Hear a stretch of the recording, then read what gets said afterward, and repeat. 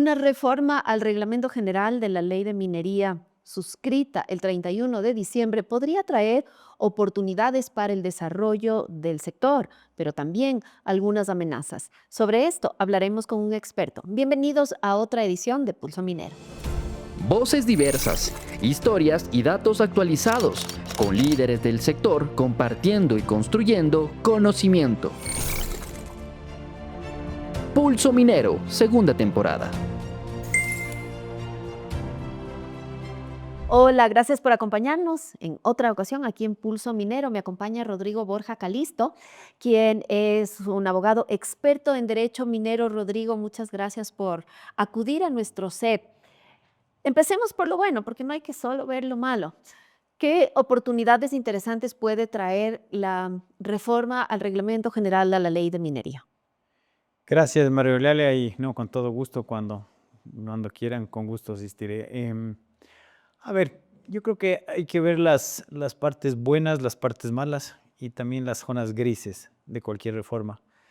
Em, Creo que el reglamento tiene una parte interesante que es positiva y es el finalmente incluir la bendita fórmula para el cálculo de las regalías, que desde la última reforma a la ley de minería, que incluía esta obligación de tener una fórmula en el reglamento, no se lo había hecho. Y esto ha ocasionado que los 2 contratos firmados y los 3 contratos negociados hayan acordado distintas formas y porcentajes de regalías. Tienes un contrato que va del 5 al 8% con una escala de precios. Tienes un contrato con una regalía fija del 5% independientemente del valor y del precio de los minerales. Y tienes 2 contratos, que son los últimos firmado y negociado, que incluyeron una tabla. A medida que el precio sube o baja, se va ajustando el porcentaje de regalías entre el 3 y el 8%, que es lo que establece la ley. Pero la parte negativa de... O sea, la certeza ya es positiva. Sí, porque a la final todo eso era negociado, entonces dependía mucho del precio del mineral en ese momento, del ministro de turno, del gobierno de turno, del criterio si es que existe un apoyo mayor a la minería o quizá un gobierno que tenga menos apoyo a la minería, y hacía que se preste algo subjetivo o que algún gobierno simplemente diga, no, yo quiero una regalía mayor y si no, no firmo, lo cual generaba poca certeza jurídica. Con esta fórmula yo creo que eso se está logrando hacer, que no se negocie, simplemente se toman números históricos de 10 años de los precios de los minerales, se hace una actualización con una fórmula matemática y esta es la que arroja los precios de los minerales. Ahora, la parte mala es que de los cálculos que hemos hecho, es una fórmula un poco complicada, entonces le estamos empezando a entender. De los cálculos que hemos hecho, si tú aplicas a los precios actuales de los minerales, especialmente el oro, estarías arrancando con un precio de 3.400, 3.500, por sobre el cual ya pagas la regalía máxima, que es del 8%. Acordemos que actualmente los precios del oro están sobre los 4.000. Entonces, todos los contratos que tienen esta fórmula variable o este cuadro variable estarían ya pagando de inicio el 8%. Y se entendería que esta regalía variable y escalonada lo que hace es que a menores precios se pague menos, a mayor precio se pague más. Y tiene una lógica para el beneficio del Estado, etc. Pero eso no está sucediendo con la fórmula. ¿Por qué? Porque como te digo, si tomas los precios históricos y comparas con el precio actual, estamos hablando entre 3.500 y prácticamente 4.500 de diferencia. Entonces, cualquier contrato de los firmados y los que se firmen van a arrancar con la regalía máxima. Rodri, vamos ahora con las zonas grises. ¿Cuáles son? Bueno, zonas grises, yo diría que es esta, que tiene su parte positiva y negativa. Pero antes también cabe decir que a veces es preferible el blanco o el negro. El gris es también peligrosísimo porque a veces la ambigüedad es la puerta de entrada para un montón de irregularidades, interpretaciones y falta de certeza jurídica. 100% no, y ahí sí, por un principio de legalidad y de seguridad jurídica, no puedes tener en un reglamento, una ley, zonas grises. Y lamentablemente eso pasa mucho. Yo creo que muchas veces por una falta de técnica legislativa, que te digo como abogado, creo que es de los trabajos más difíciles que el ser humano puede hacer, porque tienes que tener conocimiento de ley, de las leyes, toda la parte legal. Tienes que tener conocimiento de la materia que estás tratando, es decir, ambiental, minería, petróleos, seguridad social. Los legisladores ven de todo. Es Sí. otro problema. Y tres, Técnica la legislativa. redacción, hasta tienes que manejar el idioma y la forma de redactar de una forma perfecta, porque una coma mal puesta también te genera una ambigüedad terrible. Y eso es lo que pasa en la misma Constitución y en muchas de las leyes, y en este reglamento no es la excepción. De ahí la importancia, obviamente, el administrado, el sector privado, en este caso el minero, no va a establecer él las reglas, pero de ahí la importancia de que quien administra, quien emite esas reglas, quien aplica esas reglas, también tiene que anclarse a las asociaciones, gremios, representantes del sector para entender, porque difícilmente alguien va a hacer un cúmulo de conocimiento, entonces saber de petróleo, de minería, derecho de petróleo, derecho minero y además de técnica legislativa. Entonces, la construcción de la normativa es un trabajo en equipo entre distintos personeros del Estado, pero hay que escuchar al privado. Totalmente. Y además, justamente eso es lo que se debería tratar de evitar desde el lado del Estado. Cuando yo tengo normas ambiguas, zonas grises, a la final, ¿qué es lo que pasa? Si es que yo mañana, por poner un ejemplo, declaro mal un impuesto porque interpreto una norma y el SRI la interpreta de otra manera, ¿qué va a pasar? Me van a acabar glosando, voy a acabar en una pelea administrativa y posiblemente en una pelea judicial contra el SRI. Y es por esta falta de claridad. Eso pasa Que finalmente a nadie beneficia. para nada, porque a la final es un desgaste de relaciones, de recursos, de gente, cuesta, litigar cuesta. Muchas veces el Estado acaba con arbitrajes y hemos visto una cantidad de montos millonarios que ha tenido que pagar y que está pagando el Estado, justamente por estas ambigüedades, cambios de ley, zonas grises, no respetar seguridad jurídica. Hay muchísimos casos de eso. Fórmula para el ajuste soberano. ¿Qué novedades trae el nuevo reglamento? Bueno, el ajuste soberano es un tema muy complejo. Tal vez empecemos por definir el ajuste soberano. Sí, porque creo que es un término que no mucha gente lo conoce. Creería que más bien un grupo muy pequeño realmente entiende qué es. El ajuste soberano es un precepto constitucional de la Constitución del 2008, que lo que trataba de hacer es que entre el Estado y el inversionista privado no se genere un desbalance en favor del inversionista y que el inversionista empiece a ganar mucho dinero y el Estado no gane en la misma forma. Un poco lo que pasó... Que tiene su lógica, ¿no? Sí, un poco lo que pasó con la Ley 42 en el mundo petrolero, que yo creo que era justo y necesario, porque se negociaron contratos con unos precios muy bajos, con unos porcentajes fijos, que no variaban si el precio subió o bajaba. Y a la final, yo creo que las empresas empezaron a tener una rentabilidad muy alta y el Estado no se beneficiaba en el mismo porcentaje. Con este precepto lo que hace es que cualquier empresa privada o inversionista que explote un recurso natural del Estado va a pagar al Estado al menos del 50% de los beneficios. Entonces, una relación, yo Estado dueño de los recursos, te permito, inversionista, explotarlos y al final tú no deberías ganar más que yo, que soy el dueño de los... Y se lo ha aceptado así y se lo viene haciendo. El problema ahí es que es un precepto muy ambiguo, no te dicen ni quién calcula, ni cómo se calcula, ni qué tasa se paga, ni cuándo se calcula. Ni qué gastos se toman en cuenta. Ni qué se deduce, simplemente habla de beneficios. Beneficios para mí es Por ejemplo, en el Estado. ¿Qué es beneficio del Estado? Cualquier dólar que le ingrese al Estado relacionado con el proyecto. Y Estado en el concepto amplio.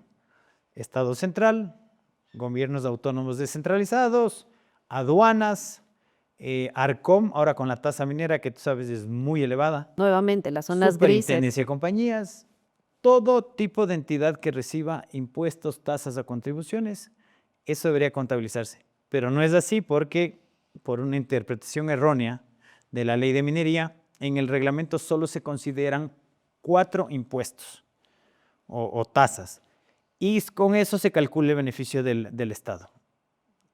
A pesar de eso, hasta ahora no se ha aplicado el ajuste soberano, lo cual, según el reglamento, se hace un cálculo año a año. Y tú vas viendo ahí cuánto ha recibido en dólares del Estado, cuánto ha recibido de utilidad a la empresa, porque acordémonos que en minería inviertes durante 10, 12, 15, 20 años, incluida la construcción de la planta y la mina, que son montos muy altos, hablamos de, no sé, desde 1.000 millones hasta los proyectos que vienen de 4.000 millones, y todo eso toma un tiempo en recuperar Claro, la es por inversión. eso que no se ha pagado hasta ahora. Las dos Exactamente. minas que están produciendo no han pagado porque todavía no hay una utilidad de la empresa, sino que están pagando todos esos años de exploración y la construcción de las minas que van en el orden de los $1.000 millones de dólares. O sea, ya están generando utilidades, ya se está pagando impuesto a la renta, es decir, ya hay utilidades, pero obviamente no al nivel de todo lo que ha recibido el Estado históricamente de esos impuestos. Entonces, si tú vas haciendo el cálculo, todavía el Estado tiene a su favor un saldo. Todavía ha estado ganando más del Estado con Sí. todos los años. Sí, ahora, ahí viene una de las reformas y lo que es, de alguna forma, viola la seguridad jurídica. Antes decía que el Estado considera todo lo que haya recibido desde el día 1 en que otorgó la concesión. Acuérdate que los proyectos actuales, los que están en operación, son concesiones otorgadas más o menos por el año 2000, 2001, 2002, por ahí. Y ahora están generando utilidad. Entonces, es un periodo muy largo de inversiones fuertes que el Estado ya no quiere reconocer. Ahora te dice que no, que solo se reconoce la inversión desde la firma del contrato minero. Con lo cual también hay otro pero. Pequeña y mediana minería no firman contrato. Entonces, ¿qué pasa con ellos? ¿Desde cuándo se contabiliza? ¿Desde que entran en explotación? Entonces, no hay claridad y es otra de las zonas grises que pueden generar problemas. Y la exploración en gran minería, en mediana minería, toma no solamente años, sino que estamos hablando de decenas, sino de centenas de millones de dólares que el rato de hacer un cálculo, pues van a ser perjudicadas. Totalmente. De los proyectos más o menos que han negociado contratos, tú estás hablando que hablamos de centenas de millones de inversiones en exploración. Por ahí se habla también de que el Estado estaría interesado en recaudar ya este año, para ayer, el impuesto soberano. Creo que hay una malinterpretación de este precepto. No es un impuesto que estaba ahí, que no se lo pagó, entonces que ahora hay que aplicarlo. Es una fórmula que se tiene que implementar, pero con el tiempo. Ese tipo de anuncios suelen generar mucho nerviosismo en los mercados internacionales. Totalmente, porque ya actualmente hay una discrepancia entre las compañías y la serie en si es que ya se activó o no el pago. Y mucho depende de quién lo analice, qué números tomes, porque son fórmulas muy complejas. Por ejemplo, ahorita se cambió la tasa que se usa para el cálculo del ajuste soberano. Otra zona gris dice la tasa pasiva, sin hacer referencia a cuál de las tasas pasivas que publica el Banco Central se refiere. Hay varias. A corto plazo, de consumo, hipotecario, hay la referencial, que yo creería que se refiere a esa, pero no dice. Entonces mañana el SRI dice, no voy a aplicar la referencial, voy a aplicar la de consumo, que es más alta. O la de algún segmento que es más baja. Y eso hará que suba o baje el monto a pagar y el tiempo. Claro. Rodrigo, estamos llegando al final de esta conversación, pero identifico 3 mensajes. Uno, y es que la ambigüedad nunca ayuda. Dos, es que las reglas las reglas claras atraen inversores, las reglas ambiguas los repelen. Y la tercera, quizá, y muy importante, es qué importante es contar con el insumo técnico de los sectores. Tus conclusiones finales y si quieres agregar algo más, por favor. A ver, conclusiones, creo que la iniciativa fue buena en algunos aspectos. Yo creo que se debe simplificar lo que más se pueda y dejar claras las reglas y evitar en la medida de lo posible que en los contratos se negocien menos cosas. Mientras más esté los asuntos, impuestos, contribuciones y todo establecido en la ley, menos ambigüedad y menos que negociar, con lo cual te va a evitar problemas y menos juicios y demandas, etc. Hay un tema en cuanto a la minería ilegal de los amparos administrativos que creo que es positivo y es algo que hemos venido, no sé si peleando o recomendando al Estado, que es el juego del gato y el ratón. Primero te pedían que el rato que tú denuncias a una persona que está explotando ilegalmente minerales, tenías que poner el nombre, el apellido. Claro. Y creo que el número de cédula te pedían, con lo cual se entiende que es un delincuente. Entonces, como que yo vaya al asaltante y le diga, mira, te voy a denunciar, dame tu número de cédula. No pasa así.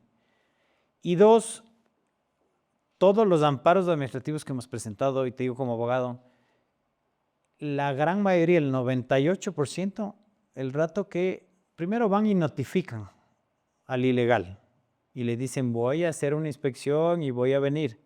El rato que regresan ya no hay nadie. Claro. Entonces, acaban concluyendo que un tercero incluso causó impactos al Estado y al ambiente, pero dicen, el rato que fuimos ya no había nadie. Era obvio que no va a estar nadie. Claro, el proceso no está dado para solucionarlo. Ahora han cambiado y ponen que debe haber unas actuaciones previas, con lo cual yo creo que las compañías tienen que exigir eso, más aún con la tasa minera tan alta que está pagando. Entonces, ahora sí, actúe antes de notificar, incaute, detenga a las personas ilegales, los materiales, los minerales, etcétera, y de ahí continúe el proceso, no al revés. Entonces, esperemos que por ahí sirva. Y lo que siempre se pide, ¿no? Hay varios temas que violan la irretroactividad de una norma. En cualquier país y Estado de Derecho, cualquier cambio regulatorio lo haces desde la fecha en que se lo hace hacia el futuro sin afectar contratos, concesiones, títulos habilitantes o como le llames, otorgados previamente. Rodrigo, muchísimas gracias por tu tiempo, por tu reflexión y bueno, a ustedes muchas gracias por habernos acompañado en este capítulo de Pulso Minero y como siempre, los gremios estamos aquí para también trabajar con nuestras autoridades, para dotar de nuestro insumo técnico, para compartir el conocimiento que se tiene en estos sectores para que finalmente esas normas sirvan para el Ecuador, para los ecuatorianos y para tener una minería desarrollada. Gracias, Rodrigo. No, con todo gusto. Gracias a ti, María Eulalia.